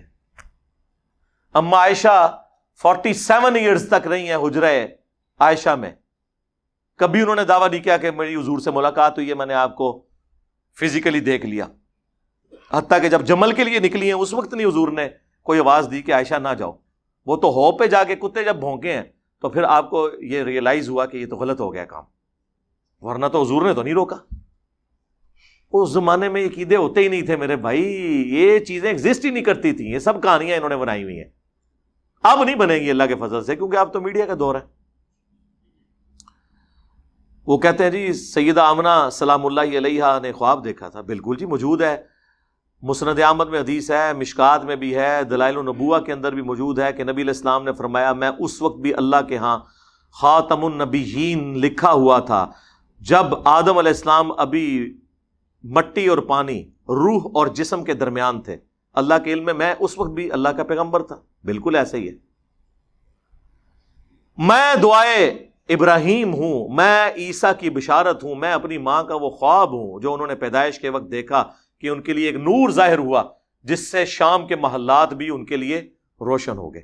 یعنی آپ کو بتایا گیا کہ آپ سے جو بچہ پیدا ہوگا اس کی جو حکومت ہے بالآخر رومن امپائر کو بھی سپر سیڈ کر جائے گی. یہ دکھایا گیا. تو وہ کہتے ہیں پیدائش کے وقت یہ جو روشنی ظاہر ہوئی نا، اس سے میلاد کی لائٹنگ ثابت ہوتی ہے. سر یہ آج تک ثابت نہیں ہوئی تھی، آپ نے ثابت کی ہے. اس سے کیسے ثابت ہوگی میرے بھائی؟ تو نبی علیہ السلام پھر دیے جلاتے ہوں گے اپنی پیدائش کی خوشی میں، کو دکھائیں. پھر رہ کے ان کے پاس وہ رہ جاتا ہے. شاہ عبداللہ محدث دہلوی جی مدارج النبوہ میں انہوں نے لکھا ہے کہ حضرت جبرائیل علیہ السلام کو اللہ تعالیٰ نے 3 جھنڈے دے کر بھیجا ہے. ایک جھنڈا جو ہے وہ خانہ کعبہ کے اوپر، ایک رسول اللہ کے گھر کے اوپر، ایک بیت المقدس کے اوپر. اور کہانیاں نے پائی کوئی سند نہیں، سب جھوٹ ہے. بلکہ میں کہتا ہوں سب کانٹیننٹ میں سب سے زیادہ جس بندے نے یعنی اس قسم کے عقائد امت میں پھیلائے ہیں نا، ان میں سے ایک جو ہے عبداللہ محدث دہلوی ہے، المتوفی 1052 ہجری. اس کی کوئی اصل نہیں ہے، کہانی ہے، جو مرضی لکھتے رہے. وہ کہتے ہیں جی حضرت معاویہ رضی اللہ تعالیٰ عنہ نے بھی ایک دفعہ میلاد بنایا، ایک دفعہ. ہم کہتے ہیں کدھر؟ صحیح مسلم میں جی. اب آپ حیران ہوں گے کہ وہ چیز ہی کچھ اور تھی. میرا ایک یوٹیوب پہ کلپ بھی ہے حضرت معاویہ کی فضیلت، اس فضیلت میں نے یہ حدیث بیان کی تھی کہ ان کی صحابیت جو ہے وہ ثابت ہے. وہ صحیح مسلم میں یہ حدیث ہے کہ حضرت معاویہ رضی اللہ تعالیٰ عنہ ایک دفعہ مسجد میں آئے تو انہوں نے صحابہ کرام کو ایک حلقے میں دیکھا کہ وہ بیٹھے ہوئے ہیں اور آپس میں گفتگو کر رہے ہیں. تو ظاہر ہے کہ وہ آج کل کے لوگ تو نہیں تھے نا کہ وہ یہ ڈسکس کر رہے ہوں کہ پٹرول اتنا مہنگا ہو گیا تو گھی اتنا چڑھ گیا. وہ تو زہد والی زندگی گزارنے والے لوگ تھے. تو حضرت معاویہ جب آئے نا تو انہوں نے ان سے کہا کہ تم لوگ کیا کر رہے ہو؟ انہوں نے کہا کہ ہم اللہ کا شکر ادا کر رہے ہیں کہ جس اللہ نے ہمیں ہدایت دی قرآن کے ذریعے، اپنے محبوب صلی اللہ علیہ وآلہ وسلم کے ذریعے، ہم تو جاہلیت کی زندگی گزار رہے تھے. تو حضرت معاویہ نے کہا کہ قسم اٹھاؤ کہ تم یہی باتیں کر رہے تھے. انہوں نے کہا اللہ کی قسم ہم یہی باتیں کر رہے تھے. تو حضرت معاویہ نے کہا کہ میں نے بدگمانی کی وجہ سے تم سے قسم نہیں اٹھوائی. ایک دفعہ ہم بھی مسجد میں بیٹھے ہوئے تھے، نبی علیہ السلام یوں ہی تشریف لائے اور ہم سے پوچھا تم کیا کر رہے ہو، تو ہم نے یہی جواب دیا جو تم نے دیا. تو حضور نے پھر ہم سے بھی قسم اٹھوائی. تو معاویہ نے کہا کہ اگرچہ میں سب سے کم حدیثیں بیان کرتا ہوں، ظاہر ہے بالکل اینڈ پہ جو مسلمان ہوئے تھے، لیکن یہ حدیث مجھے یاد ہے. تو جب حضور نے قسم اٹھائی تو پھر آپ نے فرمایا کہ ابھی ابھی مجھے جبرائیل علیہ السلام نے خبر دی ہے کہ اللہ تمہاری وجہ سے فرشتوں کے سامنے فخر فرما رہا ہے. کہ فرشتوں نے کہا تھا نا کہ یہ قتل و غارت کرے گا، تو اللہ تعالیٰ فرشتوں سے کہہ رہا ہے کہ یہ دیکھو یہ بھی تو جانثار لوگ ہیں جنہوں نے میرے نبی کی دعوت پہ لبیک کہا ہے. اس سے وہ کہتے ہیں میلاد ثابت ہو گیا. دیکھیں وہ مسجد میں بیٹھ کے یہ بات کر رہے تھے کہ اللہ نے ہمیں ہدایت دی، اور یہ وہ لوگ بات کر رہے ہیں جو ایاک نعبد و ایاک نستعین کا ٹیسٹ ہی پاس نہیں کرتے، بابوں کو پکارتے ہیں. تو انہوں کتوں ہدایت ملی قرآن؟ تو نماز میں یہ پڑھتے ہو باہر نکل کے کوئی بابا نہیں چھوڑتے، کوئی بزرگ نہیں چھوڑتے جسے تم مدد کے لیے نہ پکارو، تو تمہیں کہاں سے ہدایت مل گئی؟ اس میں میلاد کا کہیں ذکر نہیں ہے. ایون نبی علیہ السلام کا بھی ذکر اس میں نہیں ہے کہ وہ یہ کہہ رہے ہوں کہ نبی علیہ السلام ہم میں آئے. وہ تو میں نے آپ کو ایکسپلینیشن کے طور پہ بتایا، ورنہ وہ بھی ہوتا تو یہ کہتے کہ پیدائش کی خوشی منا رہے تھے. اس میں ہے کہ اللہ نے ہمیں ہدایت دی، ظاہر نبی علیہ السلام کے ذریعے دی، لیکن حضور کی پیدائش کا میلاد نہیں وہ منا رہے تھے. ڈاکٹر طاہر القادری صاحب نے اس سے میلاد شریف ثابت کر دیا. اب عقل کا تو کوئی علاج نہیں اس طرح کی اگر کسی میں ہو. پھر کہتے ہیں جی وہ امام ابن تیمیہ نے بھی تو اقتداء الصراط المستقیم میں لکھا ہے کہ میلاد منانا اگرچہ بدعت ہے لیکن چونکہ اس کے پیچھے حسن نیت ہے لہذا ثواب ملے گا. تو اگر یہ بدعت ہی صحیح لیکن ہماری نیت تو عشق رسول کی ہے، اس میں ثواب ملے گا. بھائی ابن تیمیہ کوئی صحابی ہیں، تابعی ہیں، کوئی اہل البیت سے ہیں، وہ ایک مولوی ہیں 800 سے 700 سال پہلے. ان کی دوس ہمیں لگائیں گے آپ؟ 728 ہجری میں ایک بندہ فوت ہوا ہے، اس کی قرون اولیٰ میں سے بھی نہیں ہے. تو میں نے تو بہت پہلے اس کا رد کیا تھا کہ اس کی بات غلط ہے، ورنہ تو کل کو کوئی کہے گا کہ 10 محرم پہ ہم جو کچھ کر رہے ہیں، خرافات، جھولے، ماتم، زنجیر زنی، گھوڑے کے نیچے سے گزرنا، یہ جتنی بدعات ہیں یہ ہم اہل بیت کی محبت میں کر رہے ہیں. اگرچہ ہے تو بدعت لیکن اس پہ ثواب ملے گا. اور بھائی بدعت پہ ثواب کی بشارت نہیں ہوتی ہے. تو میں نے ابن تیمیہ کی انجینئرنگ بہت پہلے کی تھی اس حوالے سے، میں آج اس کو ٹاپک کو سکپ کرتا ہوں. ہمیں کسی کے کوئی دھونس نہ لگائے. اور بھائی جب ہم قرآن و سنت کی روشنی میں حضرت معاویہ رضی اللہ تعالیٰ عنہ، حضرت عمر بن عاص رضی اللہ تعالیٰ عنہ، حضرت مغیرہ ابن شعبہ رضی اللہ تعالیٰ عنہ سے اختلاف کر سکتے ہیں تو بابت شیعی کوئی نہیں، چاہے وہ بابا ابن تیمیہ ہوں، چاہے بابا اعلیٰ حضرت ہوں، چاہے بابا اشرف علی تھانوی ہوں. تو علم کی دنیا ہے، علم کی دنیا میں پھر کرائٹیریا ایک ہی ہوتا ہے. اس کے بعد جو سب سے زیادہ ایک سوال ہوتا ہے نا، وہ کہتے ہیں دیکھیں جی آپ دیکھیں 12 ربیع الاول کا دن ہے، 2 گھر ہیں، ایک گھر میں حضور کی پیدائش کی خوشی منائی جا رہی ہے، دوسرے گھر میں جو ٹی وی لگا ہوا ہے یا بچے جو ہیں وہ گیمیں کھیل رہے ہیں، 12 ربیع الاول کی چھٹی کو سیلیبریٹ کر رہے ہیں. بتائیں کون عاشق رسول ہے دونوں میں سے؟ اب اگر آپ اس طریقے سے بنیاد بنائیں گے لاجک کی بنیاد پہ، منطق جو زیادہ تر ہمارے اہل تشیع اور بریلوی حضرات لے کے چلتے ہیں، تو پھر سر اس کی تو کوئی اینڈ نہیں ہوگی. کل کو تو پھر ہم آپ سے یہ کہیں گے کہ ایک طرف آدم علیہ السلام ہے جنہیں فرشتوں نے سجدہ کیا انکلوڈنگ جبرائیل علیہ السلام، اور دوسری طرف ہمارے نبی علیہ السلام ہے، تو ہم انہیں سجدہ نہ کریں؟ لاجیکلی تو کرنا چاہیے. لیکن ابو داؤد میں حدیث ہے، سنن ابن ماجہ میں بھی ایک صحابی نے سجدہ کیا، آپ نے کہا سر اٹھا کیا کر رہا ہے؟ ان کا یا رسول اللہ ہیرا نامی شہر میں گیا تھا، وہاں لوگ اپنے سردار کو سجدہ کرتے ہیں، تو میں نے بہتر سمجھا کہ آپ کو سجدہ کروں. آپ نے فرمایا جب میں فوت ہو جاؤں گا تم میری قبر سے گزرو گے، کیا میری قبر پہ بھی سجدہ کرو گے؟ ان کا نہیں یا رسول اللہ.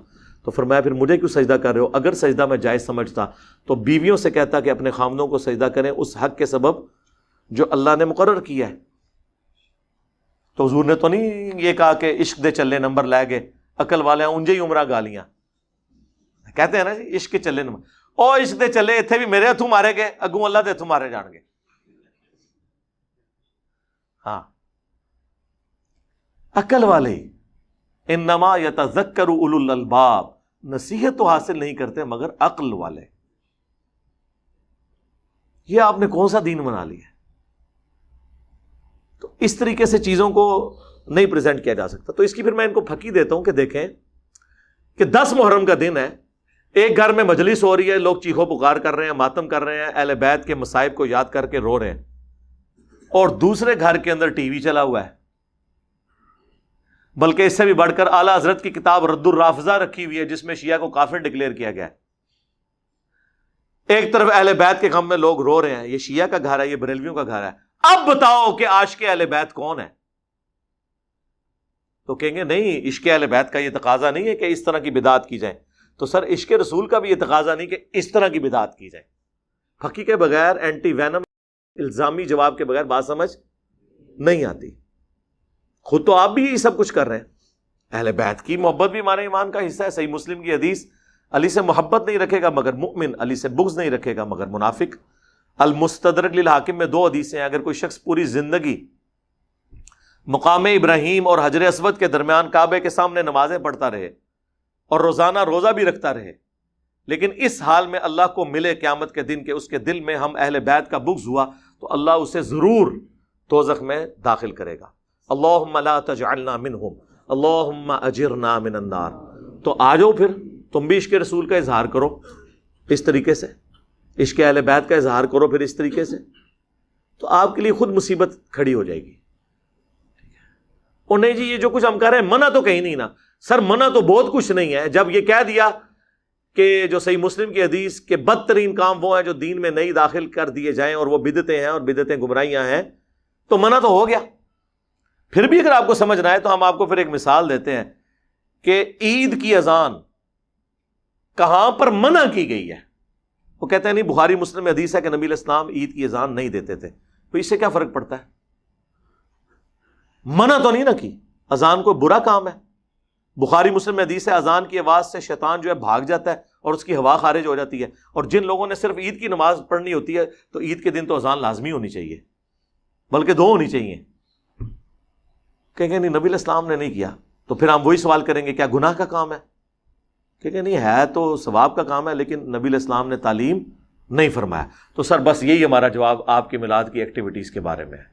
آپ نے میلاد منانا ہے، صحیح مسلم 2750 فیہ ولدت وفیہ انزل علیہ، اس دن میں پیدا ہوا اور اسی دن مجھ پر پہلی دفعہ وحی نازل ہوئی. آپ روزہ رکھ کر منڈے والے دن ہر ہفتے ہر ویک میں منڈے کا روزہ رکھ کر میلاد منائیں، جشن میلاد بھی منائیں اور جشن قرآن بھی. اچھا میرے بھائیو، ایک سوال اس حوالے سے یہ بھی ہوتا ہے کہ کیا ہم 12 ربیع الاول کو عید میلاد النبی صلی اللہ علیہ وآلہ وسلم کہہ سکتے ہیں؟ تو اس حوالے سے بھی میرا موقف ذرا ڈھیلا ہے. اگر کوئی شخص لغت کے معنوں میں اسے عید بول لے تو اس میں کوئی حرج والی بات نہیں ہے. دیکھیں بخاری اور مسلم دونوں میں ایک حدیث ہے کہ ایک یہودی سیدنا عمر فاروق رضی اللہ تعالیٰ عنہ کے پاس آ کر کہتا ہے کہ آپ کی کتاب میں ایک آیت ایسی ہے کہ اگر ہم یہودیوں پر نازل ہوتی تو ہم اس دن کو عید کا دن بنا لیتے. تو آپ نے پوچھا کون سی آیت؟ تو اس نے کہا الیوم اکملت لکم دینکم واتممت علیکم نعمتی ورضیت لکم الاسلام دینا، یعنی آج کے دن ہم نے تمہارا دین تم پہ مکمل کیا اور اپنی نعمت تم پر تمام کر دی اور اسلام کو ایز اے ریلیجن تمہارے لیے پسند کیا۔ تو سیدنا عمر نے بڑا انٹلیکچوئل جواب دیا، انہوں نے فرمایا کہ ہمیں خوب معلوم ہے کہ یہ آیت کس موقع پر نازل ہوئی۔ اللہ کے محبوب صلی اللہ علیہ وآلہ وسلم میدان عرفات میں تھے اور وہ جمعے کا دن تھا، یعنی وہ کہنا یہ چاہ رہے تھے کہ چونکہ وہ جمعے کا دن تھا تو وہ پہلے ہی عید کا دن تھا، اور یوم عرفہ بھی تھا، وہ بھی ہمارے لیے عید کا دن ہے۔ اب یہ انٹرپریٹیشن جو میں نے کی ہے یہ ابن عباس کے قول سے کی ہے، جو جامعہ ترمذی میں حدیث ہے۔ ایک یہودی نے آ کے ابن عباس سے جب یہی سوال کیا اسی انداز میں، تو انہوں نے فرمایا کہ اللہ تعالیٰ نے ہمیں اس دن پہلے ہی 2 عیدیں دی ہوئی تھیں، ایک یوم عرفہ اور دوسرا جمعہ۔ تو ابن عباس کا یہ جو ترمذی میں قول ہے وہ یہ چیز ثابت کرتا ہے کہ یوم عرفہ بھی مسلمانوں کے لیے عید کا دن ہے اور جمعہ بھی۔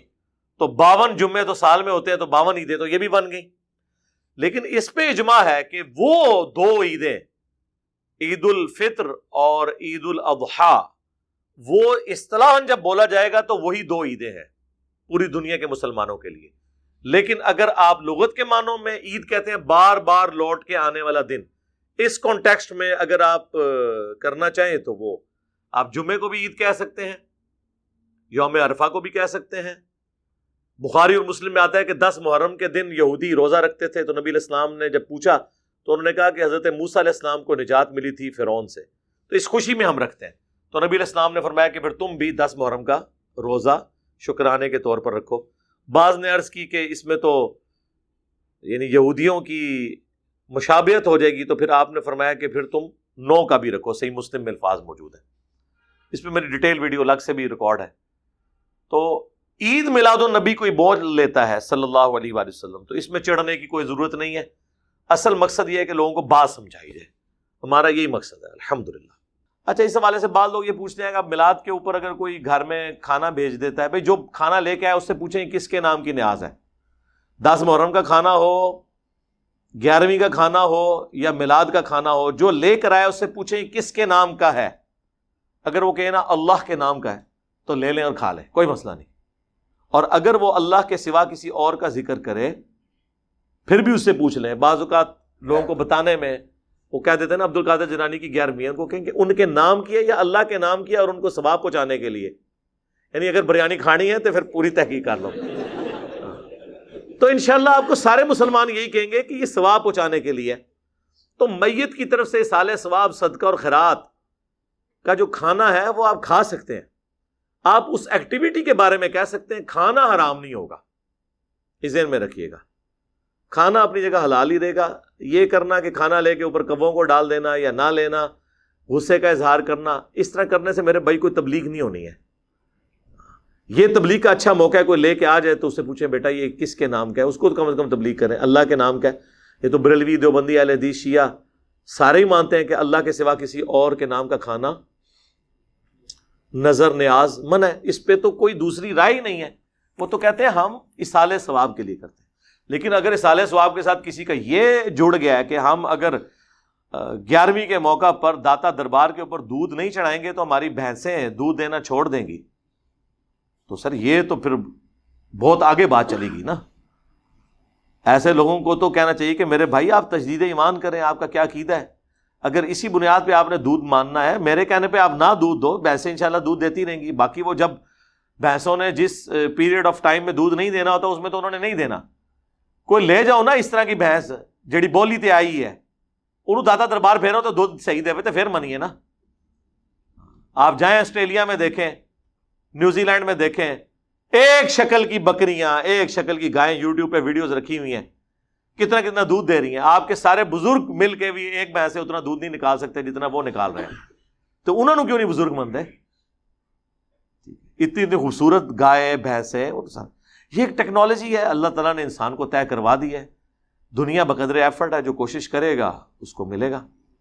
تو میں نے کوشش کی ہے کہ اس حوالے سے جتنی باتیں بھی ربیع الاول کے حوالے سے پوچھی جاتی ہیں، میلاد کے حوالے سے، ان کو بیان کر دوں۔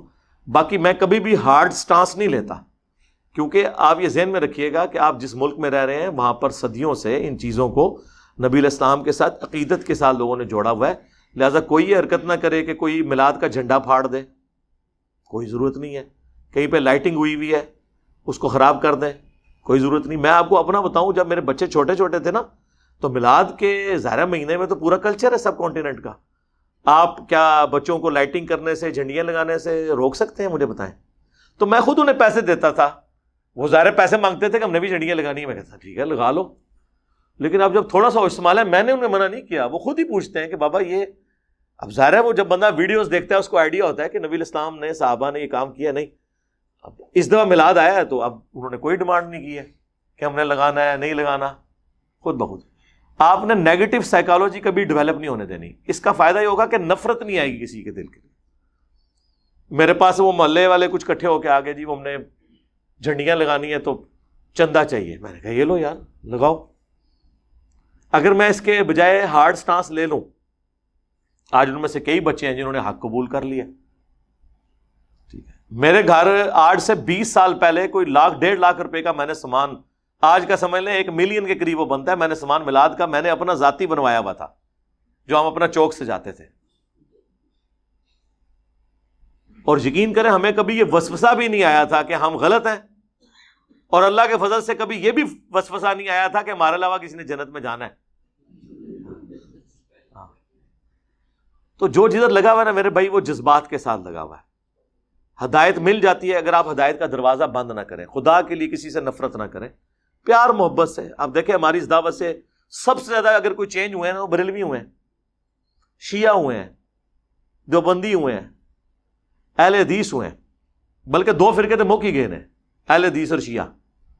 کیونکہ اہل حدیث جو ہوتا تھا وہ بریلوی سے تحقیق کر کے ہوتا تھا. اب کوئی بریلوی اگر تحقیق کرتا ہے تو وہ اہل حدیث نہیں ہوتا, کیونکہ اسے یہ پتہ ہے کہ اہل حدیث میں وہ خامیاں موجود ہیں جو انجینئر صاحب ہائی لائٹ کر رہے ہیں, جو ان کو ویسے ہی نہیں اچھی لگتی, یعنی یزیدیت اور ناسبیت.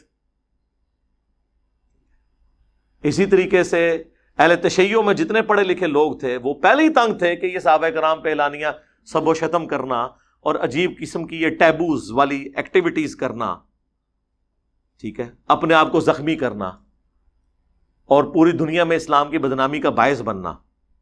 ٹھیک ہے, وہ ایک اہل تشیع عالم کو میں ٹی وی پہ سن رہا تھا, وہ کہتے ہیں کہ جب یہ ہمارے لوگ گستاخانہ کارٹونز کے اوپر اپنی املاک کو نقصان پہنچاتے ہیں, گاڑیاں توڑتے ہیں, موٹر بائک توڑ دیتے ہیں, مشینیں ATM کی توڑ دیتے ہیں, لوٹ لیتے ہیں, تو غیر مسلموں کو کیا امیج آتا ہوگا کہ اسلام تو امن کا دین ہے اور اس میں اس قسم کی بدامنی. تو میں نے کہا تھا سر جان کی مان پائیں تو ہم بھی عرض کریں کہ جب آپ اپنے آپ کو چھریاں مارتے ہیں, بجائے کسی یزیدی کو پکڑ کے چھری مارنے کے, وہ بھی نہ ماریں, اسے علمی چھریاں ماریں جو ہم نے ماری ہیں. ٹھیک ہے, آپ اپنے آپ کو چھریاں مارتے ہیں, آپ کوئلوں کے اوپر ماتم کرتے ہیں, اب آپ نے مٹکے توڑنے شروع کر دیے ہیں, اپنے علماء آپ کو کہہ رہے ہیں کہ یہ کیا حرکتیں کر رہے ہو, زنجیر زنی کرتے ہیں, گھوڑے کے نیچے سے گزرتے ہیں, جھولے نکالتے ہیں. تو کیا غیر مسلم اس وقت نہیں سوچتے ہوں گے کہ اسلام ان رسومات کا نام ہے؟ اس وقت اسلام کی بدنامی نہیں ہو رہی ہوتی؟ تو جو ڈاکٹرن آپ بنا رہے ہوتے ہیں ذرا اس کو دوسرے اعتبار سے دیکھیں کہ یار یہ کیا اسلام کی تعلیمات یہ ہیں؟ کیا اسلام اس چیز کا نام ہے کہ سال کے بعد ربیع الاول کے مہینے کے اندر لوگ نکل آئیں باہر, سال کے بعد محرم کے مہینے کے اندر لوگ نکل آئیں باہر, یا رمضان کے مہینے کے اندر نکل آئیں باہر؟ اسلام تو ایک پورا ایک پیکج ہے نا. اللہم من احییتہ منا فاحیہ علی الاسلام ومن توفیتہ منا فتوفہ علی الایمان. رضیت باللہ ربا وبالاسلام دینا وبمحمد نبیا ورسولا. آمین. سبحانک اللہم وبحمدک اشہد ان لا الہ الا انت استغفرک واتوب الیک وما علینا الا البلاغ المبین. جزاکم اللہ خیرا.